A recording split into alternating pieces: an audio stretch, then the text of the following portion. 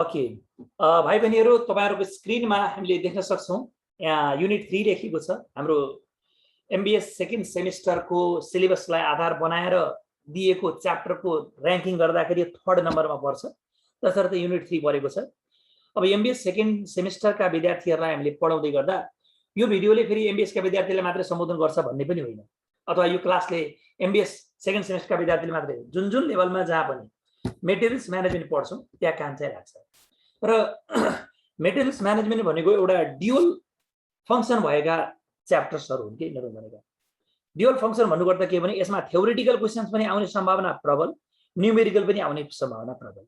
हामी अहिले स्पेशली यहाँ जम्मा भएको छौं न्यूमेरिकलहरुलाई राम्रो तरिकाले सम्बोधन गराइदिनको लागि र पढ्नको लागि। तसर्थ हाम्रो प्रयास आजबाट न्यूमेरिकललाई सोलुसन गर्ने रहन्छ।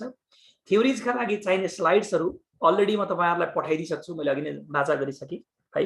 अब अहिलेको समय हाम्रो सुरु हुँदैछ न्यूमेरिकल पढ्नको लागि। मेटेरियल्स म्यानेजमेन्टमा हामीले कुरो गर्छौं इन्भेन्टरी म्यानेजमेन्ट कुरो गर्छौं। हामीले पुरानो सिलेबसलाई हेर्छौं भने मेटेरियल्स म्यानेजमेन्ट भनिदैन थियो, इन्भेन्टरी म्यानेजमेन्ट भन्थ्यो। अनि इन्भेन्टरीसँग रिलेटेड हिसाबहरु जस्तै ईओक्यू को कुराहरु तपाईहरुलाई अलरेडी थाहा छ हैन। र यो इन्भेन्टरीकै कुरो गर्दाखेरि एउटा कुरा मलाई शेयर गर्न मन लागिहाल्यो, मैले पहिले पनि फेरि शेयर गरेको थिएँ। तपाईले सबभन्दा धेरै पल्ट पढेको च्याप्टर्सहरुको नाम लिँदाखेरि नि दुई तीनवटा च्याप्टरको नाम लिनुहुन्छ के। एउटा च्याप्टर त आफैमा लिनियर प्रोग्रामिङ पनि थियो, धेरै ठाउँमा पढेको च्याप्टर हो त्यो। अनि अर्को चाहिँ रेशियो एनालाइसिस सबभन्दा धेरै पढिन्छ म्यानेजमेन्ट पढ्ने विद्यार्थीहरुले। अनि अर्को धेरै पल्ट पढेको च्याप्टरको कुरा गर्दाखेरि इन्भेन्टरी म्यानेजमेन्ट पनि हो के। त्यो इन्भेन्टरी म्यानेजमेन्टमा ईओक्यू को कुराहरु सम्झिनुस् त, तपाईहरु सबैलाई फर्मुला अहिले नै पनि कन्ठ होला 2AO/C रुट अन्डर भित्र। त्यो किन भन्दा धेरै पढेर अहिले सम्म याद छ नि त। यसको अर्थ के भने हामीले ती कुराहरुलाई आज यहाँबाट चर्चा गर्दै वाला छौं। यसको अर्थ के पहिले पढेका कुरा मात्रै यहाँ देखिने हो त भन्दा होइन, हामीले के नयाँ कुरो पनि हेर्ने वाला छौं। किनकि पहिले पढेको कुरोलाई सम्झिदै आज नयाँ कुरामा अगाडि बढ्छौं।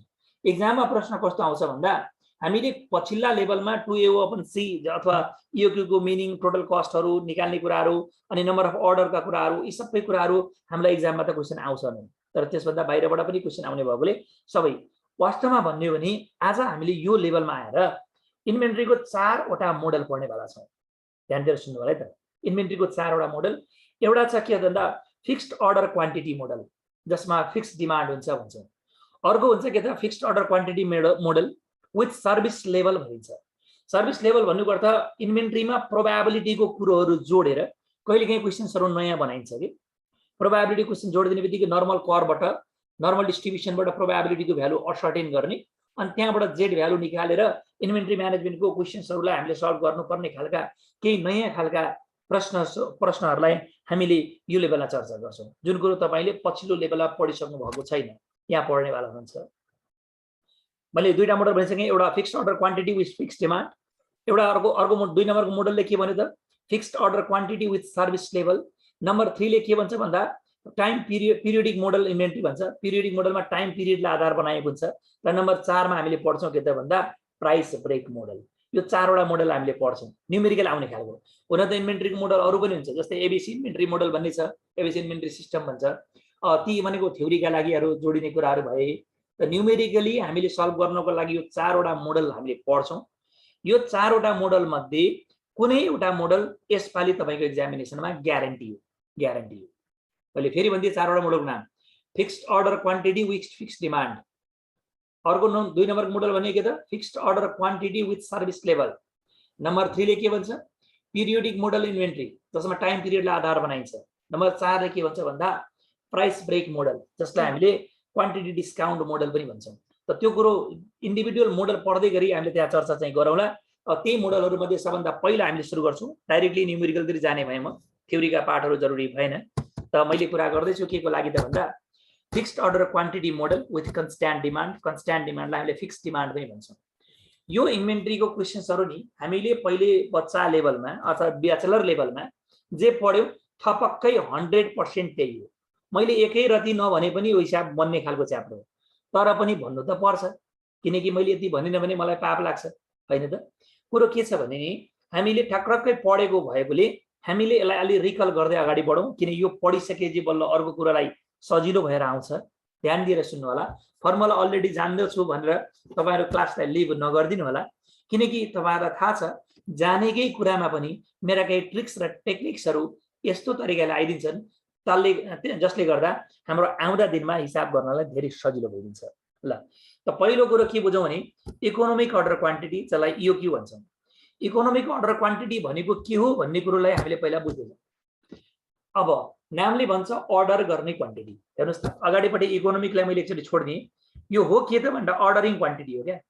जस्तै हामीले इन्भेन्ट्री मेन्टेन गर्दै गर्दा उत्पादन गर्छौँ। हामीले उत्पादन गरेका ती वस्तुहरूलाई हामीलाई र मेटेरियल चाहिन्छ भने र मेटेरियल्सहरू हामी आफैले निकाल्दैनौँ। हामीले त बाहिरबाट सप्लायरबाट किनेर लिएर आउँछौँ, भेन्डरबाट किनेर लिएर आउँछौँ। त भेन्डरबाट मान्नुहोस् हामीले चाहिएको र मेटेरियल्सहरू हामीलाई एक वर्षमा 1000 वटा र मेटेरियल चाहिएको छ भने त्यो 1000 वटा र मेटेरियलहरूलाई के 1000 वटा एकैचोटिमा किन्ने कि टुक्रा टुक्रा बनाएर किन्ने? टुक्रा टुक्रा बनाएर किन्दाखेरि एकपल्टको अर्डरमा कतिवटा क्वान्टिटी हामीले किनेर लिएर आउने, जसले गर्दा हाम्रो टोटल कस्टलाई मिनिमाइज गर्न सकिन्छ। It means economic order quantity is that quantity, that ordering quantity which economize our total cost. ध्यान दिएर सुन्नुहोस् है। which economize our भन्नु गर्दा जसले हाम्रो टोटल कस्टलाई सस्तो बनाउँछ त्यो अर्डरिङ गर्ने क्वान्टिटीलाई इकोनोमिक अर्डर क्वान्टिटी भनिन्छ। यसलाई अर्को शब्दले अप्टिमल लट साइज पनि भन्छ। अब इकोनोमिक अर्डर क्वान्टिटीलाई अप्टिमल लट साइज भनिन्छ भनेर सबैहरुलाई थाहा थियो हो? थाहा थियो तपाईहरुलाई? के भन्नु सर? इकोनोमिक अर्डर क्वान्टिटी भनेको अप्टिमल लट साइज हो भनेको धेरैलाई थाहा थियो नि? थाहा छ है? थाहा थियो सर। थाहा थियो।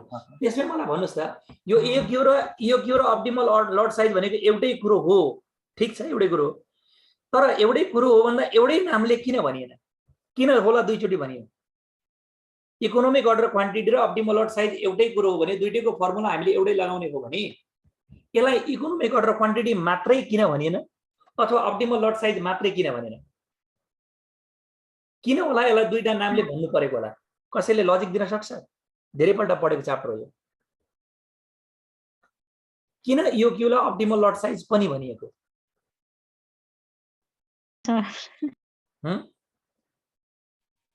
बोला बोला।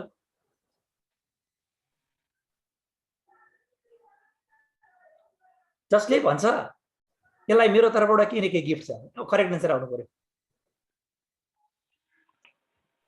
अप्टिमल लट साइज किन भनेको? गुगल सर्च गरेर थाल्यो तिमीहरूले अब बेइज्जतीहरु।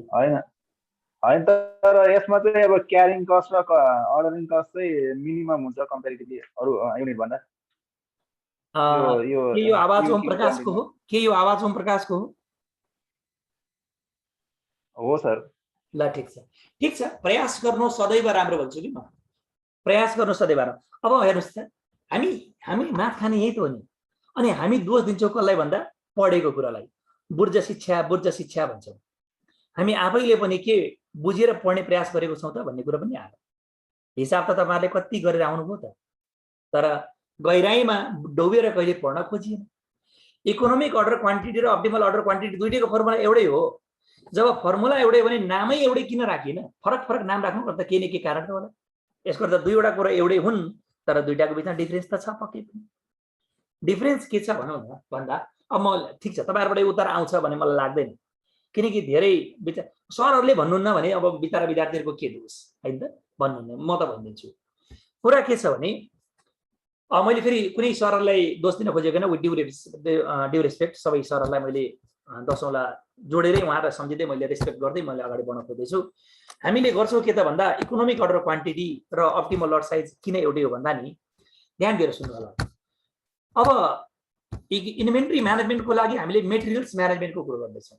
मेटेरियल्स म्यानेजमेन्टको कुरो गर्दै गर्दा सबभन्दा पहिले मान्नुस् म एउटा वस्तु उत्पादन गर्दैछु भने उत्पादन गर्नको लागि चाहिने र मेटेरियल्सहरू जेनरली गरिन्छ के भन्दा हामीले बाहिर सप्लायरबाट लिएर आउँछौँ। तर बाहिर सप्लायरबाट नल्याएर कहिलेकाहीँ ती र मेटेरियल्सहरू आफैले पनि उत्पादन गरिन्छ नि। भन्नुस् त हो कि होइन? भन्नुस् न हो कि होइन? एकछिन माइक म्युट गर्नुहोस्, तपाईँको आवाज आएन। के अरे तपाईँको आवाज एक्सटर्नल आउटले डिस्टर्ब गर्यो। भने पछाडि मैले भन्न खोजेको कुरो के भने जस्तै मान्नुहोस् चौधरी ग्रुपले एउटा वस्तु उत्पादन गरेको छ भने ल मान्नुहोस् त एउटा चाउचाउ उत्पादन गरिरहेको छ भने चाउचाउ उत्पादन गर्नको लागि चाहिने उसले मैदा अथवा चाहिँ उसले आफ्नो अर्को एउटा इन्ग्रेडिएन्ट लाई कि त सप्लायरबाट किनेर ल्याउनु पर्यो कि त भने बाँकी मेटेरियल्सहरु आफैले उत्पादन गर्नु पर्यो भन्ने कुरो देखियो नि त। माइकले कृपया म्युट गरिदिनुस् त, तपाईहरुले सुन्ने मात्रै कुरो हो कि आज हिसाब त गर्न पहिलेदेखि आउँछ। त भनेपछि त यदि हामीले चाहिने र मेटेरियल्सहरु बाहिरको भेन्डरबाट बाहिरको सप्लायरबाट किनेर लिएर आयौं भने त्यो भनेको हामीले अर्डर गर्ने कुरा आयो, त्यसलाई हामीले इकोनोमिक अर्डर क्वान्टिटी भन्छौं। तर जुन कुरो हामीले चाहिने र मेटेरियल्सहरु छ त्यो र मेटेरियल्सहरुलाई पनि आफैले उत्पादन गरिन्छ नि कहिलेकाहीँ। हो त्यो आफैले उत्पादन गर्नको लागि कति लटमा हामीले त्यो वस्तु उत्पादन गर्ने भन्ने कुरो हुन्छ नि त। मैले एउटा उदाहरण दिन्छु है त। जस्तै मान्नुस् म एउटा मार्कर उत्पादन गर्ने अथवा ल मान्नुस् म एउटा मार्कर उत्पादन गर्ने एउटा कम्पनी हो भने मैले मार्कर उत्पादन गर्छु। ल त्यो मार्कर पनि कुरा नगरौँ, मैले के गर्छु भने म एउटा गाडी म्यानुफ्याक्चरिङ गर्ने। ल टोयोटा मोटर कम्पनीको म मालिक हरु। टोयोटा मोटर कम्पनीको मालिकले गाडी उत्पादन गर्दै गर्दाखेरि त्यो गाडी उत्पादन गर्ने क्रममा त विभिन्न खालका र मेटेरियल्स चाहियो। गाडीको इन्जिन पनि बनाउनु पर्यो अथवा गाडीको इन्जिन बाहिरबाट किनेर ल्याउनु पर्यो। गाडीको लागि चाहिने चक्का आफूले बनाउनु पर्यो अथवा गाडीको चक्का बाहिरबाट किनेर ल्याउनु पर्यो। त भनौं न मैले एक वर्षमा 1000 वटा गाडी बनाउँदै छु रे, 4 व्हीलर्स गाडी। एक वर्षमा 1000 वटा गाडी बनाउँदै गर्दा मलाई त के चाहियो, 4000 वटा चक्का चाहियो नि त। सम्झिनुस् है मेरो कुरा, 4000 वटा चक्का चाहियो। त मेरो एनुअल डिमान्ड चक्काको लागि के भन्दा 4000 भयो। 4000 चक्का मैले अब लिएर आउनु पर्ने हो। अब त्यो 4000 वटा चक्का मैले कि त बाहिर कम्पनीबाट किनेर लिएर आउनु पर्यो मेरो अर्को सप्लायरबाट, अनि अथवा त्यो 4000 वटा चक्का पनि मैले के गर्नु पर्यो, अर्को प्लान्टबाट मैले त्यही उत्पादन गर्नु पर्यो। मैले किनेकी गाडी उत्पादन गर्नुपर्ने छ। त्यसै अब त्यो 4000 चक्का मैले बाहिरको सप्लायरबाट किनेर लिएर आउँछु भने एक पल्टको अर्डरमा कतिवटा अर्डर गर्ने भन्ने कुरो मैले क्याल्कुलेसन गरेर थाल्यो भने मैले त्यसलाई इकोनोमीको अर्डर क्वान्टिटी भन्छु। कुरो बुझ्नु है। तर त्यो चक्का मैले आफैले उत्पादन गर्नको लागि प्लान्ट बनाएको छु भने त्यो 4000 वटा चक्का एकै पल्टमा बनाउने कि मैले 400 वटाको लटमा मैले 10 चोटी उत्पादन गर्ने। That is called my lot size, optimal lot size. यसको अर्थ के भने जब हामीले चाहिएको र मेटेरियल्सलाई बाहिरबाट लिएर आउन खोज्छौं त्यो बेलामा हामीले क्याल्कुलेसन गर्ने टोटल कस्टलाई मिनिमम हुनको लागि गरिनु पर्ने हाम्रो क्याल्कुलेसन अर्डरिङ गर्ने क्वान्टिटीलाई इकोनोमिक अर्डर क्वान्टिटी भन्छौं। जब हामीले चाहिने र मेटेरियल्सलाई आफैले उत्पादन गरेर लट साइज उत्पादन गरेर बल्ल त्यो र मेटेरियल्सको लागि हामीले जाने सप्लाई मिट गर्न खोज्छौं भने त्यसलाई हामीले अप्टिमल लट साइज भन्छौं। मैले भनेको कुरो बुझ्नुभयो कि नै? बुझ्यो सर। यो कुरो हो क्या। किनकि हामीलाई र मेटेरियल्सको कि त पनि बाहिरबाट किनेर लिएर आइन्छ कि त आफैले उत्पादन गरिन्छ। तपाईहरुलाई एकाउन्ट पढ्ने क्रममा, म्यानेजमेन्ट एकाउन्टिङ पढ्ने क्रममा डिसिजन मेकिङ भन्ने च्याप्टर पनि छ, पढिसक्नुभयो? छैन सर। तपाईहरुको एकाउन्टमा डिसिजन मेकिङ भन्ने च्याप्टर छ कि छैन? छ सर, पढ्नुपर्छ। डिसिजन मेकिङ हाम्रो गोविन्द भारती सरले पढाउँदै हुनुहुन्थ्यो, पढाइसक्नुभयो? पढाउनु भएको छैन, त्यसो डिसिजन मेकिङ मात्रै बाँकी होला। अब बाँकी त सकिथाल्यो भन्ने छ। अब त्यो डिसिजन मेकिङ पढिसक्नु भएको थियो नि, तपाईलाई याद होला अथवा कलेजमा पढ्नु भने तपाईलाई याद होला। त्यो डिसिजन मेकिङ भित्र लीज अर पर्चेज भन्ने छ, ड्रप अर कन्टिन्यू भन्ने टपिकहरु छ। एउटा टपिक के छ भने buy or make or buy भन्ने टपिक छ। सम्झना छ तपाईहरुलाई? सर हाम्रो यो सेकेन्ड सेममा छ र त्यो कोर्समा छैन त। ए छैन त, थर्डमा राखेको छ क्या त्यसो? थर्डमा हुन सक्छ, सेकेन्डमा छैन सर। क्यापिटल त्यही भएर त इन्भेन्टरी बुझाउनलाई गाह्रो। ल ठिक छ। हामीले एउटा च्याप्टर छ के एकाउन्टमा गएर मेक अर बाई भन्छ। मेक अर बाई भन्नु गर्दा के हो त? तपाईले उत्पादन गर्नको लागि चाहिने तपाईको र मेटेरियल्स कि त तपाईले मेक गर्नु पर्यो कि त तपाईले बाहिरबाट बाई गर्नु पर्यो। यदि मेक गर्नुभयो भने त्यहाँ अप्टिमल लट साइज आउँछ। मेक आफूले बनाउनु भयो भने, बाहिरबाट बाई गर्नुभयो भने इकोनोमिक अर्डर क्वान्टिटी आउँछ क्या। अनि दुईटैको लागि एउटै की हो, 2A हो भन्छ। त जे भए पनि तपाईले कुरो बुझिहाल्नुभयो। चाहिने र मेटेरियल्सको लागि कि त बाहिर सप्लायरबाट लिएर आउँछु कि त आफैले उत्पादन गर्न खोज्छौं। आफैले उत्पादन गर्नको लागि जब शब्द प्रयोग गर्छौं त्यो बेलामा EOQ भन्न मिल्दैन। के भन्नुपर्छ रे? Optimal lot. अनि बाहिरको त्यो र मेटेरियल हामीले बाहिरको सप्लायरबाट लिएर आउँछौं भने त्यसलाई के भन्नुपर्छ रे? इकोनोमिक अर्डर साइज भन्छ। यो कुरो तपाईहरुले ख्याल गर्नु होला। तपाईको कलेजको टपरहरुलाई पनि यो कुरो थाहा नहुन सक्छ है। यति कुरो ख्याल गर्नु होला। तपाईहरुले यो कुरो विचार गर्नु होला। मैले टपरको मात्रै कुरो गरे, कुनै सरको कुरो गरे। ल यति गरेर अब हामीले के गर्यो त वेयरमा जाउँ। वेयर ए भनेको त annual demand of the material, एक वर्षमा कति डिमान्ड चाहिन्छ त्यो कुरा हेर्छौं। अनि ओ भनेको त अर्डर। हजुर सर यो हजुरले भन्नुभयो नि अप्टिमल त्यो लट बाहिरबाट के अरे हामीले भित्रै उ गर्यो भने जस्तो हजुरले अघि इक्जाम्पल दिनुभएको थियो चौधरी ग्रुपको भनेर है सर अनि उसले चाउचाउ के भन्छ फ्याक्ट्री चलाएको छ अनि उसलाई त मैदाहरू चाहिन्छ के भन्छ अनि उसले चाहिँ अरूबाट चाहिँ त्यो राइस लिएर आएर नि आफूले मैदा बनायो भने त्यसलाई पनि अप्टिमल लट साइज भन्नु मिल्छ कि मिल्दैन सर? अब यस्तो हो नानी, तिमीले मैदा आफूले बनायौ भने त्यो लट साइज भयो, किसानबाट लिएर आयो भने अप्टिमल लट क्वान्टिटी भन्न मिल्छ। हुन्छ सर, हस् ल ठीक छ। सभा सुन्नु मैले चाहिँ छैन भन्या हो है। ठीक छ। अब ए भनेको के त भन्दा annual demand of the material, यसो अलिकति कमेन्ट पनि पढ्दै गइरहेको थिएँ, यसो बेला बेला कमेन्ट आउँछ पढिदिनुपर्छ। युट्युबमा मात्रै कमेन्ट आइरहेछ नि तपाईँहरूको, लोभी कन्जुस विद्यार्थीहरू हुनुहुन्छ तपाईँहरू। ए भनेको के त annual demand of the material, O भनेको के त अर्डरिङ कस्ट पर अर्डर भनौँ अथवा पर रन भनौँ अथवा पर सेटअप भनौँ। अब पर अर्डर कुन बेलामा हुन्छ, पर रन कुन बेलामा हुन्छ र पर सेटअप कुन बेला हुन्छ, ल भन्नुहोस्। अर्डरिङ कस्टमा कि त पर अर्डर आउँछ, कि त पर रन आउँछ, कि त पर सेटअप आउँछ। मैले अघि भनेको कुरो यहाँ रिलेट गर्छ, भन्नुहोस् त कुन बेलामा हुन्छ? कुन बेलामा पर अर्डर होला, कुन बेलामा पर रन होला र सेटअप होला?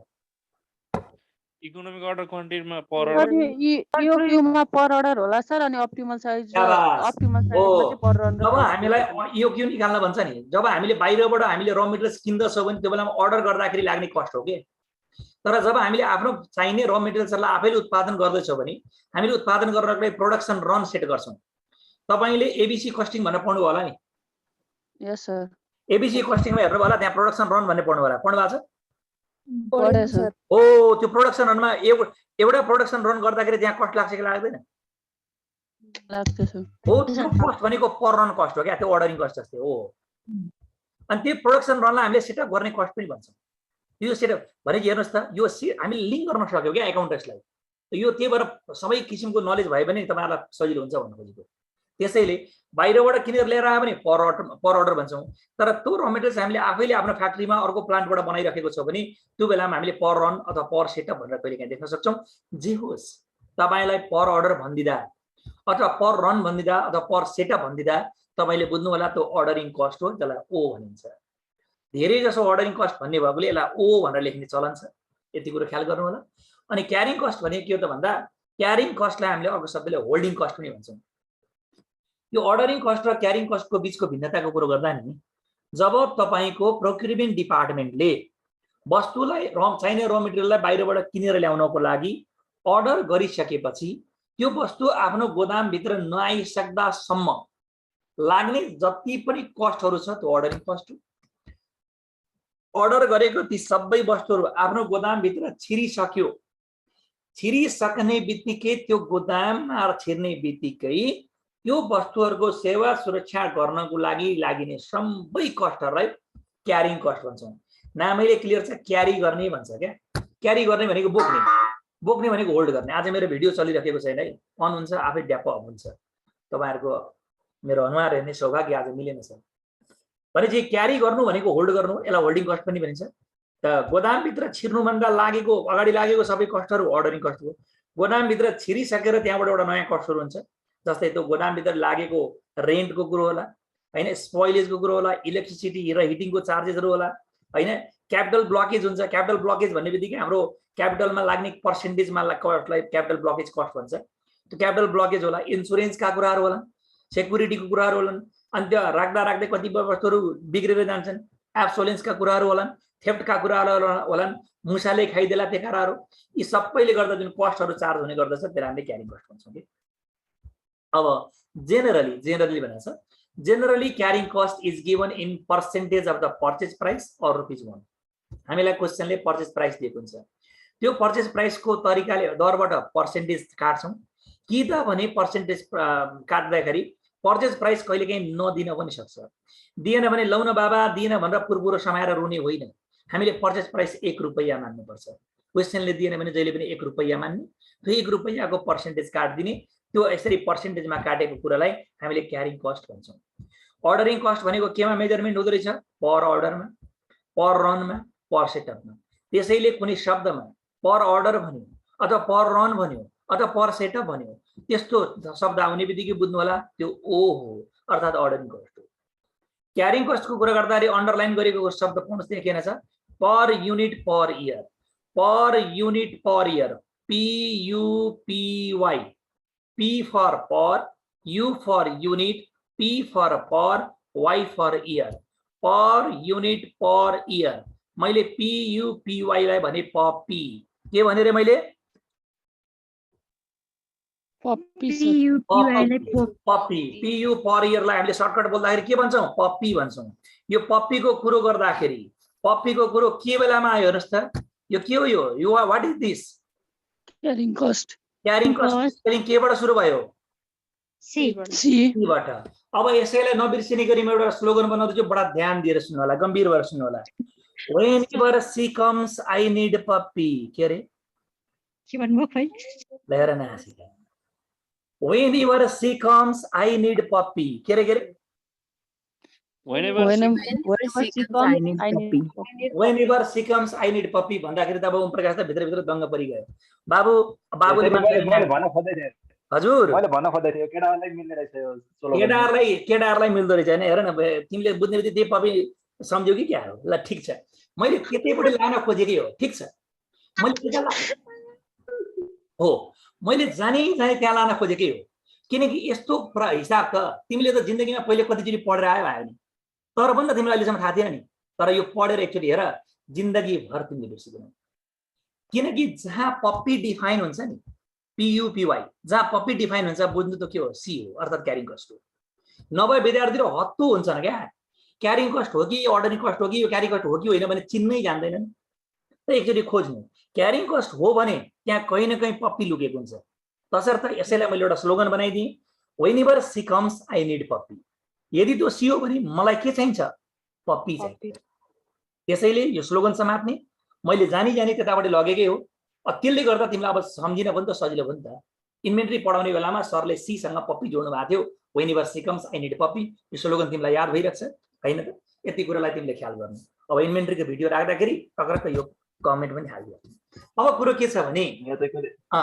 टोटल कस्ट टीसी को कुरा आयो अहिले म हिसाबमा लान्छु के हो यो पप्पी भनेको कसरी हो पप्पी हेर्ने हैन कहाँबाट पप्पी लिने भनेर अहिले म देखाउँछु चिन्ता नगर पुरै आउँछ लाइभ टेलिकास्ट हुन्छ यहाँनिर अब टोटल कस्ट भने के हो त total ordering cost plus total carrying कस्टलाई जोडेपछि टोटल कस्ट आउँछ अर्डरिङ कस्टलाई मात्रै ब्रेकडाउन गर्ने भने एओ अपन क्यू हुन्छ ए भनेको एनुअल रिक्वायरमेन्ट ओ भनेको अर्डरिङ कस्ट क्यू भनेको इओक्यू हुन्छ यदि इओक्यू लाई क्यू मान्ने हो भने दुईटा कस्ट बराबर भयो यदि क्यू इक्वल टु इओक्यू हुँदैन भने यो दुईटा कुरो जहिले कहिले पनि बराबर हुँदैन त भने चाहिँ क्यूसी अपन टु भनेको क्यू भनेको क्वान्टिटी हैन सी भनेको क्यारिङ कस्ट त क्यू लाई इओक्यू मान्ने हो भने अर्डरिङ कस्ट र क्यारिङ कस्ट जहिले पनि बराबर हुन्छ क्यू र इओक्यू बराबर छैन भने यो दुईटा भ्यालु फरक हुन सक्छ त यदि हाम्रो क्यू र इओक्यू एउटै हो भने हामीले निकाल्ने टोटल कस्टलाई यो फर्मुला नलाएर तलको फर्मुला लाउँदा पनि हुन्छ टीसी इक्वल टु 2AOC यो फर्मुला कुन बेला लाउन पाइयो यदि तिमीले युज गरेको क्यू इओक्यू बराबर हो भने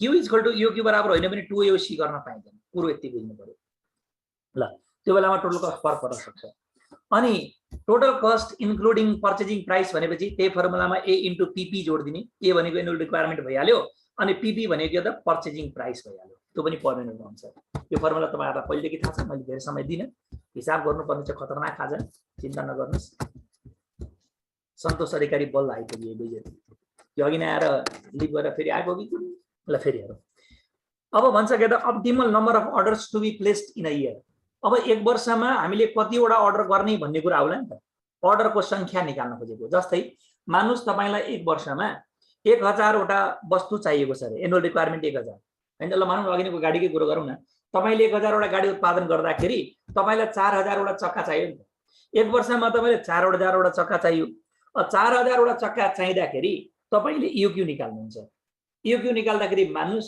तपाईको के आयो त भन्दाखेरि 1000 निकाल्नु पर्यो तपाईले इओक्यू निकाल्नु भयो 1000 अब 4000 वटा वस्तु चाहिएको छ तपाईले इओक्यू 1000 यसले के भन्छ भन्दा हरेक चोटीको अर्डरमा 1000 वटा वस्तु ल्याऊ भन्छ नि त अब त्यसोभए 4000 वटा वस्तु ल्याउने भने 1000 वटा वस्तु एकचोटीमा किन्ने भने कति चोटी अर्डर गर्नुपर्छ भन्दा 4 चोटी भनेजी तपाईले इओक्यू को दरले वस्तु ल्याउँदै गर्दा कति पल्ट अर्डर गर्ने भन्ने कुरोको सम्बोधन गर्छ कसले भन्दा नम्बर अफ अर्डरले जसलाई क्यापिटल लेटर एन ले सङ्केत गर्छ त एक वर्षको रिक्वायरमेन्टलाई हाम्रो इकोनोमिक अर्डर क्वान्टिटीले भाग गर्नुभयो भने एनुअल नम्बर अफ अर्डर्स भनेर आइदिन्छ, 1 वर्षको मा देखिने कुराहरू आयो। साइकल टाइमको कुरा हो। साइकल टाइम भनेको के हो त भन्दा मान्नुहोस् अब तपाईले अघि नैको एक्जाम्पललाई मैले दोहोऱ्याएँ। मान्नुहोस् 1000 वटा वस्तु एकचोटीमा अर्डर गर्नुभयो, 4000 वटा वस्तु ल्याउनु पर्ने छ, 4 पल्ट अर्डर गर्नुभयो भनेपछि 1 वर्षमा तपाईले 4 पल्ट अर्डर गर्नुहुन्छ। पहिलो अर्डर गर्नुभयो मान्नुहोस् तपाईले वैशाख 2 गते रे 1000 वटा वस्तु ल्याइदिनुस् भनेर आफ्नो सप्लायरलाई तपाईले अर्डर गर्नुभयो वैशाख 2 गते। अब अर्को 1000 वस्तु अर्डर गर्दाखेरि तपाईले कहिले अर्डर गर्ने त? तपाईले अर्डर कहिले गर्ने त? साउनमा गर्नु पर्यो हैन त? साउनमा गर्नु पर्यो भने तपाईले साउन 2 गते र वैशाख 2 गतेको बीचको जुन ग्याप छ नि त्यो ग्यापलाई भनिन्छ के त? Cycle time. त टाइम भन्ने बित्तिकै एन्सर यसको एन्सर पनि केमा आउँछ? टाइम भन्छ। त टाइम भन्ने के हो? कि त भने तपाईको एन्सर टाइम डेजमा हुन्छ, कि त विक्समा हुन्छ, कि त मन्थमा हुन्छ। त यदि डेजमा भयो भने 365 लानु पर्यो, विक्समा भयो भने 52 लानु पर्यो, अनि मन्थमा भयो भने 12 लानु पर्यो। त times divided by A into A by यो क्यू, अर्थात् हामीले गर्छौँ के त? टाइम डिवाइडेड बाइ ए माथिपट्टि इन्टु यो क्यू गरिदिन्छौँ। अनि हामीले गर्ने भयो के त भन्दा यसलाई ब्रेकडाउन गर्दाखेरि यो क्यू अपन ए गरेर भयो। हेर्नुहोस् है, नम्बर निकाल्दाखेरि के गरिन्छ? ए अपन यो क्यू गरिन्छ। साइकल टाइम निकाल्दा के गरिन्छ? यो क्यू अपन ए गरिन्छ। तर टाइम भएकोले फेरि लास्टमा टाइमले मल्टिप्लाई गरिदिनु पर्यो, किनकि हामीलाई चाहिएको त टाइम हो। टाइम तपाईको डेजमा चाहिएको भने 365, विक्समा चाहिएको छ भने 52, तपाईको मन्थमा चाहिएको छ भने 12 ले मल्टिप्लाई गरिदिनु होला। पुरो बुझ्नुभयो?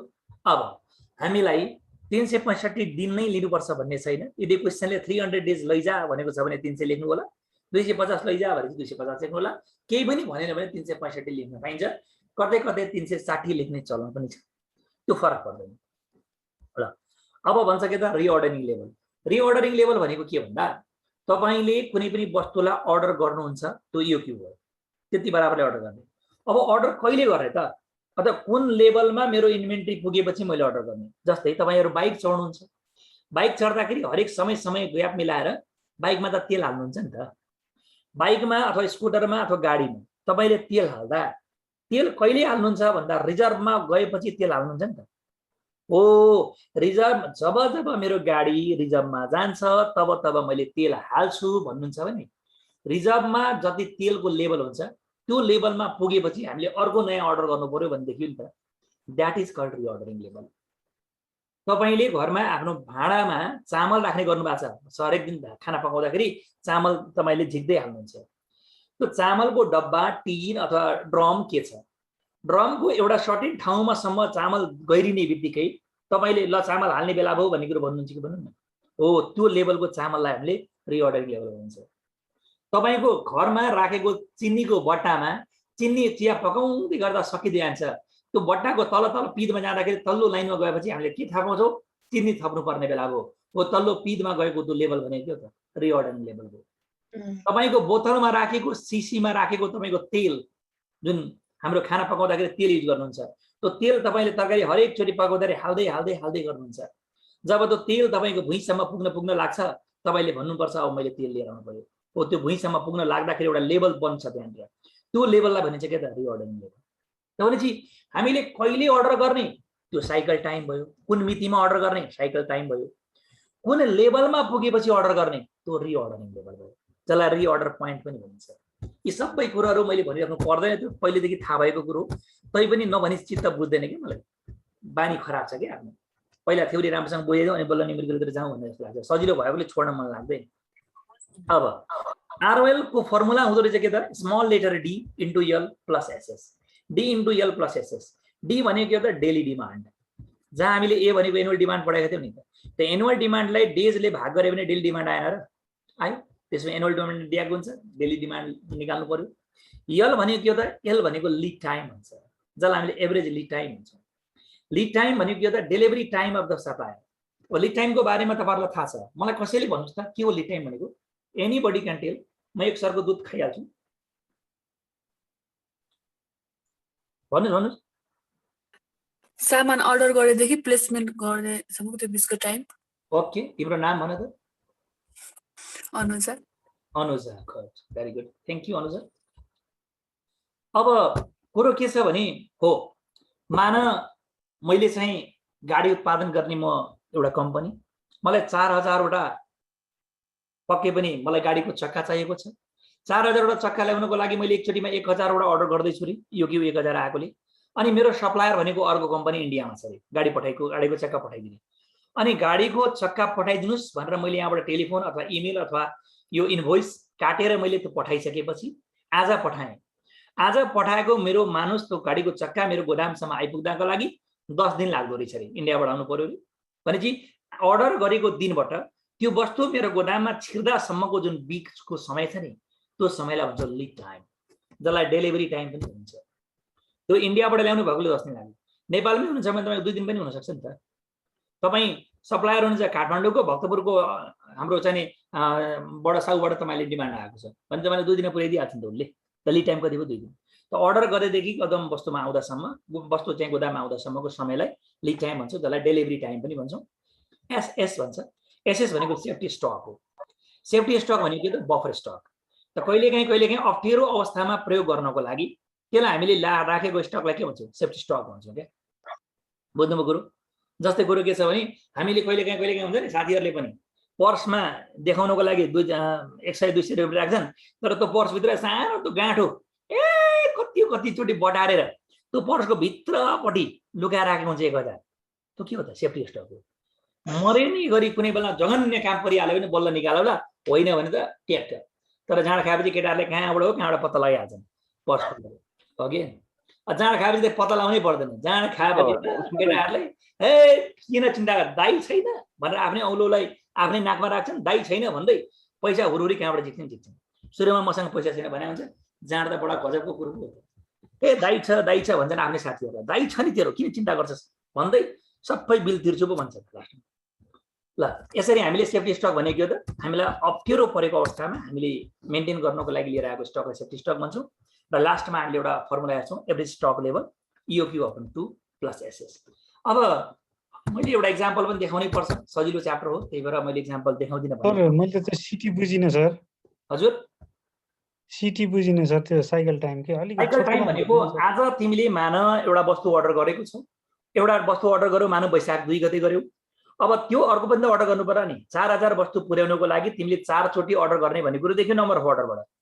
अब एउटा अर्डर वैशाख 2 गतेबाट गर्यो भने अर्को अर्डर तिमीले जेठ 2 गते गर्छौ भने वैशाख 2 र जेठ 2 गतेको बिचको अर्डरको जुन टाइम छ नि, त्यसलाई साइकल टाइम भन्छ के। बुझ्यो? ए सर। भनेपछि एउटा अर्डर र अर्को अर्डरको बिचको समयको ग्यापलाई साइकल टाइम भन्छ। बबिता घिमिरेले ह्यान्ड रेज गर्यो। त्यो र अनि लिड टाइममा के फरक भयो सर? आइपुग्ने टाइम हो लिड टाइम भनेको चाहिँ? हो, लिड टाइम भनेको अर्डर गरेपछि त्यो वस्तु गोदामभित्र आउने समय हो, अनि साइकल टाइम भनेको तिमीले अर्डर गर्ने समय हो कि। ए सर दुईटा अर्डर बिचको टाइमलाई भनेको है साइकल टाइम। अर्डर र अर्डरको बिचको समयलाई साइकल टाइम भन्छ के। एउटा अर्डर र अर्को अर्डरको बिचको समयलाई अर्डर टाइम साइकल टाइम भन्छ नि त्यसलाई। ल ठिक छ। भने यो पहिले पढेकै च्याप्टरमा पनि कन्फ्युजन छ भनेपछि थाहा पाइयो लेभल। ल ठिक छ, केही छैन, no worry, I enjoy your question. हेर्नुहोस् त के भन्छ। Example 1, Nepal soft drink company has soft drinks products which has constant annual demand of 3000 cases and cost rupees 200 per case। एक वर्षको एनुअल डिमान्ड भनेको 3000 छ and cost of rupees 2000 per case भनिदिएको छ। पर केसको लागि 200 दिएको छ भने पर्चेस प्राइस भयो। If the ordering cost are rupees 220 and inventory holding cost and are charge 25% दिएको छ। यो 25% पर्सेन्टेजमा दिने बित्तिकै क्यारिङ कस्ट भयो। अनि क्यारिङ भन्ने पर्दैन, होल्डिङ भनिदिएको छ। होल्ड गर्नु भनेको क्यारी गर्नु हो नि त, होल्डिङ कस्ट भयो अथवा क्यारिङ कस्ट भयो। अनि व्हाट इज द इओक्यू भनेछ। इओक्यू भनेर सोधिहाल्यो for this product. Also determine the number of orders and the cycle time. त साइकल टाइम पनि भनेको छ। त साइकल टाइम भन्दाखेरि यहाँको पनि मैले भनिहालौँला, यतिको सबै कुरा आएको छ। अब त गिभन इक्वेसन सार्न खोजौँ। एनुअल डिमान्ड भनेको कति भयो त? 3000। पर्चेज प्राइस कति भयो? 200। अर्डरिङ कस्ट मुखै फोडेर भनिदिएको छ 20। 25% को दरले हामीले क्यारिङ कस्ट काटौँला। यो 25% के को भन्दाखेरि यसले दिएको छ पर्चेज प्राइस कति दिएको छ? 200। 200 को 25% हामीलाई 200 नदिएको थियो भने 1 रुपैयाँको 25% भन्थ्यौँ। देन आफ्टर कुरो निकाल्नु। अब मैले यसको सोल्युसनको लागि चाहिने इन्फर्मेसनहरू अलरेडी यहाँ राखिराखेको छु। ध्यान टाढान गरेर इन्फर्मेसन मात्र होइन, सोल्युसन राखिदिएँ। सजिलो प्रश्न छ, धेरै हाइली एनिमेसन गरिनँ मैले यसमा, मात्र क्वेसन र सोल्युसन देखाइदिएँ। एनुअल डिमान्ड ए भनेको 3000 छ, पर्चेज प्राइस 200 छ, अर्डरिङ कस्ट भनेको 20 रुपियाँ छ पर अर्डर। क्यारिङ कस्ट भनेको 25% के को भन्दा पर्चेज प्राइसको। पर्चेज प्राइस 200 दिएको छ, 25% 200 गरेर हाम्रो 50 आयो। अनि पर युनिट पर इयर हेर त पप्पी आयो कि आएन? सर यो कहाँबाट पप्पी आयो? बाबा तिमीलाई पर्सेन्टेज दिएको छ। पर्सेन्टेज भन्ने बित्तिकै जहिले पनि के हुन्छ? पर इयर हुन्छ। पर्सेन्टेज भन्ने बित्तिकै जहिले पनि पर इयर हुन्छ भन्ने कुरो त तिमीहरूलाई पहिलेदेखि थाहा थियो होला नि। ए बोल न हौ। हो सर। पर्सेन्टेज भन्ने बित्तिकै त 1 वर्षको हो भने बुझ्नु क्या, बुझ्यो? त्यसै पर्सेन्टेज भएकोले पर इयर आइहाल्यो। अनि यो 200 भनेको के त? पर युनिटको लागि होइन र? अनि 200 रुपैयाँ पर युनिटको लागि भने भित्र 50 पनि पर युनिट भयो त पप्पी डिफाइन भयो क्या। त whenever C comes I need पप्पी भनेको पनि आइहाल्यो। अनि त्यसपछि ईओक्यूको फर्मुला लगायो 2a ओपन सी गर्दाखेरि हाम्रो फर्मुला भ्यालुहरू निकाल्यो। निकाल्दाखेरि हाम्रो आयो 49 केसेस। त भनेपछि हरेक पल्टमा 49 वटा वस्तु अर्डर गर्ने। तिमीलाई चाहिएको छ 1 वर्षमा 3000 वटा, 49 वटा एकचोटिमा अर्डर गर। त्यसले कति पल्ट अर्डर गर्ने भनेको नम्बर अफ अर्डर हो। ए अपन ईओक्यू भनेपछि 61 पल्ट तिमीले 49 वटा अर्डर गर्छौ भने 1 वर्षमा 3000 वस्तु पुग्छ भन्नु खोजेको। 61 पल्ट। अब 61 पल्ट अर्डर गर्दा कति दिनको बिचमा ग्याप गर्ने त? त्यसलाई भन्छ साइकल टाइम। के आयो त? Annual working days divided by number of order. 365 भागा 61 गर्दाखेरि 6। भनेपछि तिमीले एउटा अर्डर आइतबार गर्यो भने अर्को अर्डर शुक्रबार गर्ने, शुक्रबार एउटा अर्डर गरेपछि फेरि अर्को अर्डर कहिले गर्ने? बिहीबार गर्ने, फेरि अर्को अर्डर कहिले गर्ने? बुधबार गर्ने। अनि हरेक 6 दिनको ग्यापमा तिमीले फोन गर्दै मलाई वस्तु पठाइदेऊ भने गर्नु पर्यो क्या। भने यो भनेको साइकल टाइम हो। त दुईवटा अर्डरको बिचको ग्यापलाई हामीले के भन्छ त? साइकल टाइम भन्छौँ। यो प्रश्न अलरेडी सजिलो थियो। मैले यति नभन्दिँदा पनि तपाईहरुलाई पहिलेदेखि आउँथ्यो, किनकि हिसाब चाहिँ गर्न आउँथ्यो के। त्यसको बारेमा फेरि थ्योरी चाहिँ थाहा थिएन भन्ने कुरो मैले महसुस गरिसकेँ। केही छैन, यसैले त भन्छन् मजा, केही फरक पर्दैन। नजानेकोले त हामी जान्न आएको छौँ। मलाई खुसी लाग्छ विद्यार्थीले प्रश्न सोध्दा। ल त्यसोभए म एउटा अर्को प्रश्न देखाउँदैछु। अर्को प्रश्न चाहिँ भयानक महत्त्वपूर्ण प्रश्न हो, डेन्जर क्वेसन, केस स्टडी टाइपको क्वेसन हो। एकचोटि तपाईहरुलाई मैले 1 मिनेट होइन 40 सेकेन्ड दिएँ। रिक्वायरमेन्ट पढ्नु परेन। यो एबीसी देखि लिएर यहाँको क्वेसनसम्म पढ्नुस् त। मैले 40 सेकेन्ड दिएँ। मसँग यहाँ दुध सेलाउन लाग्यो, म 2-4 सरको तानी हाल्छु।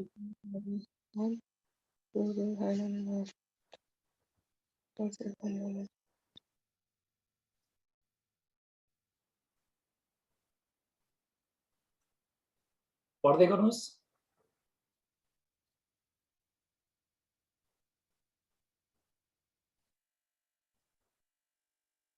रिक्वायरमेन्ट पढ्नु परेन? पढ्नुभयो?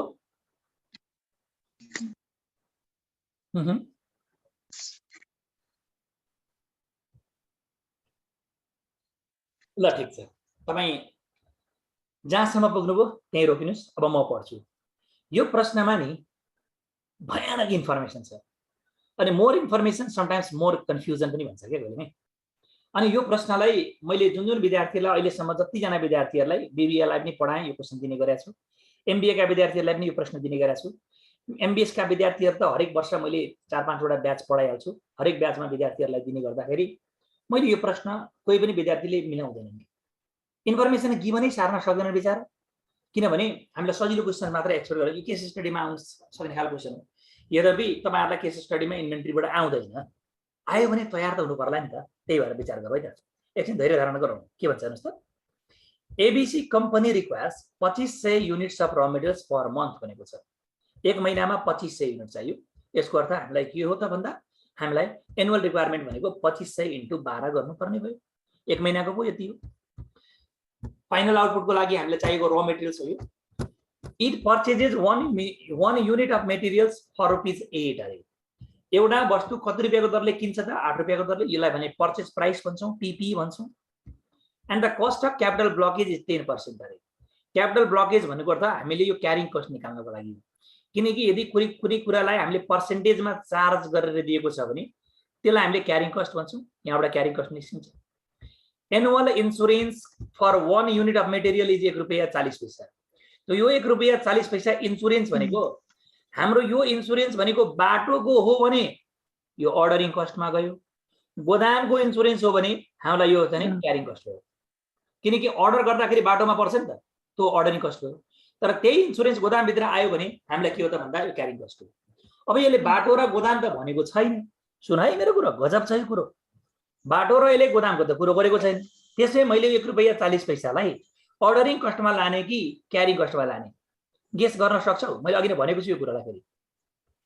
अर्डरिङ कस्ट हो। Ordering cost. Ordering very cost. Good, very good, excellent छ, एक्सिलेन्ट छ। ल किन एक्सिलेन्ट भने भन्दा कमसे कम एन्सर त दिन खोज्यौ नि तिमीले, तर विडम्बना तिमीले भनेको एन्सर गलत थियो। यो अर्डरिङ कस्ट होइन माइ डियर, यो क्यारिङ कस्ट हो। ए बाबु सुन है त, हामीले के भनेका थियौँ? बाबु भन्दा खर सरले नानुलाई भन्नु भएन भन्दा होला। ए बाबु ए नानु सुन, हामीले के भनेका छौँ भन्दा whenever she comes I need puppy, के अरे Whenever I need puppy. whenever she comes I need puppy, जब उनी आउँछन् भयो भयो, नेपालीमा नभन्नु, अङ्ग्रेजीमा हेर्नुहोस् त के भन्छ। एनुअल इन्सुरेन्स कम्पनी, एनुअल भन्नुबाट त के हो? एनुअल भनेको 1 वर्षको हो कि होइन भनाइ बेइज्जतीहरू। एनुअल भन्ने बित्तिकै यो पर इयर आयो कि आएन? आयो आयो आयो। अनि फर 1 युनिट कति युनिटको लागि दिएको छ? 1 युनिट। एउटा युनिटको लागि भनेको पर युनिट हो कि होइन? हो सर। यो ₹1.40 दिँदाखेरि यो फर 1 युनिट भनेकोले PU आयो, एनुअल भनेकोले PY आयो भने यसमा PU PY को मिनिङ खुल्यो कि खुलेन? त्यसले यो क्यारिङ कस्ट भयो कि अर्डरिङ कस्ट भयो? दिमागमा बत्ती बल्दैछ? Carrying cost. हेर न, बाप रे बाप, अब दिमागमा बत्ती बल्यो। हजुर सर। हो भने चाहिँ क्वेसन यस्तो पनि हुन सक्दो रहेछ। हेर डिग्री पढ्ने विद्यार्थी पनि अर्को पढाइ। There is spoilage of cost of material of ₹20 per unit annually. Per unit भनेको PU भइहाल्यो, एनुअली भनेको PY हो कि होइन? हो सर। भने यहाँ पनि पप्पी डिफाइन भयो कि भएन? रे नभन हो कि भयो कि भएन भन्न? के भनेर निदाउनु खोजा र? यो पप्पी डिफाइन भयो कि भने यहाँ पनि भयो सर। पप्पी डिफाइन भयो भने यो पनि के भयो? Carrying cost. यो पनि क्यारिङ कस्ट भयो। अर्को पनि भयो, अरु यो पनि क्यारिङ कस्ट। अर्को पढ।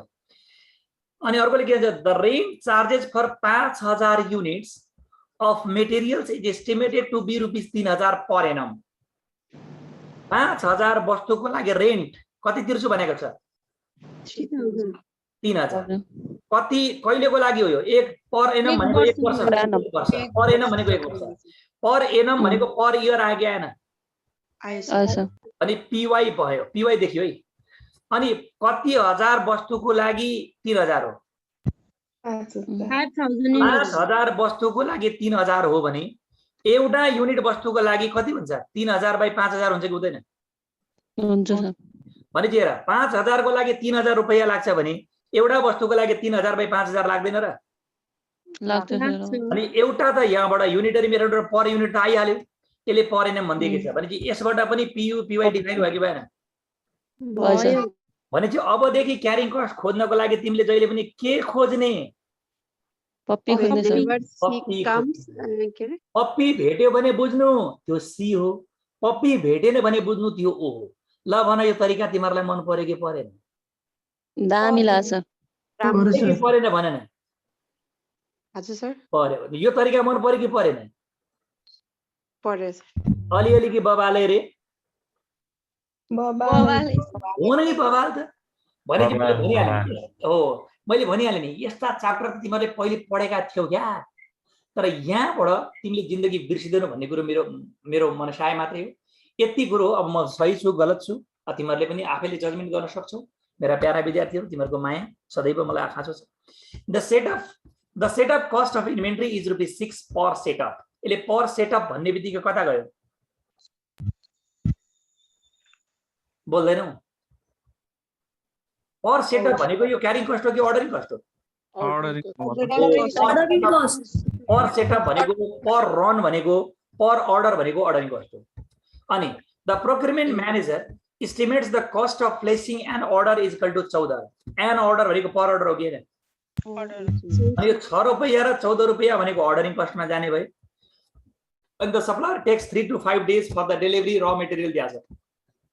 र मटेरियललाई डेलिभरिङ गर्नको लागि कति दिन लाग्छ रे? 3 देखि 5 दिन भनेको 3 देखि 5 days भनेको कुन यसलाई कुन टाइम भन्छन्? Idle time sir. यसलाई लीड टाइम भन्छ के भन्छ बे लीड टाइम डेलिभरी टाइम भनेको lead time the company has policy to maintain 500 units in buffer stock मा 500 युनिट भनेको छ भने यसलाई कुन स्टक भनिन्छ सेफ्टी स्टक ओ स्टकलाई बफर स्टक पनि भन्छ and it's operates 300 days annually अरे अब 300 दिनको मात्रै कारोबार गर्ने भनेको छ भने तिमीले चमक्क चम्किएर 365 लेख्न पाइएला कि नपाइएला यी कुरो जीवन सारिसकेपछि यो तलको रिक्वायरमेन्टहरु के नै हो र के पनि होइन पहिलाले के भन्छ determine the optimal lot size भनेको यो के हो कि होइन अनि द टोटल क्यारिङ कस्ट भनेको क्यारिङ कस्ट मात्रै निकाल्ने क्यारिङ कस्ट भनेको QC अपन 2 नम्बर 2 ले के भन्छ टोटल अर्डरिङ कस्ट भनेको के त AO अपन Q अघि नै फर्मुला लेखेको छ नम्बर D ले के भन्यो total cost of inventory including purchase price त टोटल कस्ट निकालेर इन्क्लुडिङ पर्चेज प्राइस भनेको लास्टमा प्लस A इन्टु PP पनि गरिदिने अनि नम्बर E ले के भन्छ how many times the company places an order to meet annual demand अरे ल रिक्वायरमेन्ट नम्बर E ले के भन्न खोजेको हाउ मेनी टाइम्स यसले के निकाल्न खोजेको number of order number of order कति पल्ट त्यो वस्तुलाई एनुअल डिमान्डलाई मिट गर्नलाई कति पल्ट अर्डर गर्ने यो रिक्वायरमेन्ट नम्बर E भनेको नम्बर अफ अर्डर हो तिमीले झुकिन्छ जस्तो लाग्छ भने लेखिराख रिक्वायरमेन्ट नम्बर E भनेको नम्बर अफ अर्डर हो माथिको त तिमीले बुझिहाल्यौ requirement number E what must be the periodic gap between two orders दुईवटा अर्डरको बीचको समयको ग्याप कति हुन्छ भनेर सोध्दा यसले के माग्न खोजेको साइकल टाइम मागेको स्याबास नम्बर जी ले के भन्छ at what level of inventory the company places a new order अरे के भन्छ रिअर्डर लेभल हो तिमीले बाइकमा तेल कहिले हाल्छौ रिजर्भमा आएपछि तिमीले आफ्नो घरको भाँडोको डब्बामा चामल कहिले हाल्छौ पिदमा पुगेपछि सीसीमा तेल कहिले हाल्छौ भने चाहिँ तलपट्टि भुइँमा पुगेपछि त्यो अर्डरिङ लेभल हो क्या त रिअर्डरिङ लेभल अनि what should be the average stock level भनेको यो क्यू अपन 2 + SS हामीले लास्टको फर्मुला नै छ त्यो रिक्वायरमेन्ट के पनि होइन क्या मेन हो नि जे यी माथिको यो हिरो यही हो क्या त्यसले गिभन सार्यो नि त्यसले मिलायो क्या गिभनै त हो नि खतरा अनि प्रोपरली गिभन सार्नको लागि तिमीले के पढ्नुपर्छ कन्सेप्ट पढ्नुपर्छ त्यो कन्सेप्ट पढेनौ भने तिमीले हिसाबलाई गाह्रो मानिहाल्छौ कुरो त्यति त हो मैले पढाएको खतरा त केही पनि होइन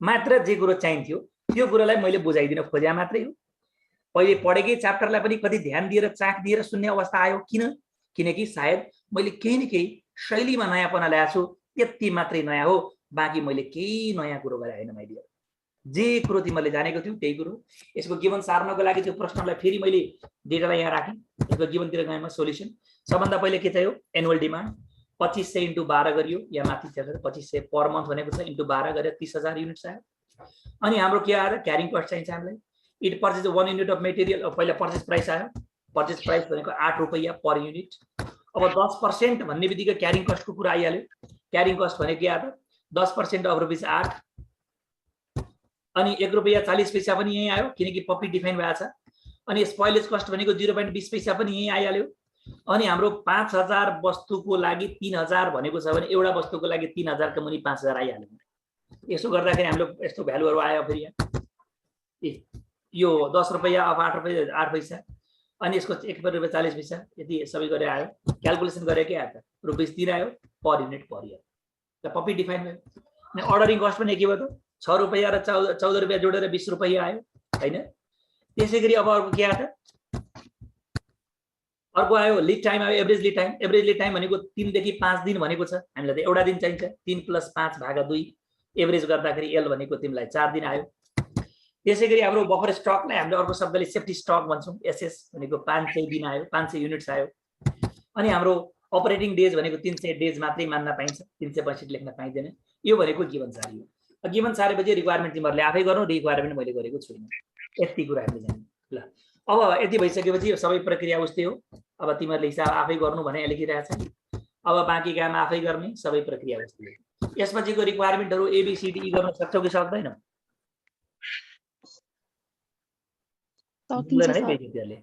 गर्नु आफैले गर्नु अनि त्यसपछि बल्ल मलाई सोध्नु के कुरा अब मैले अर्को मोडलतिर जाँदै छु अर्को मोडल अझै पढाउ कि नपढाउ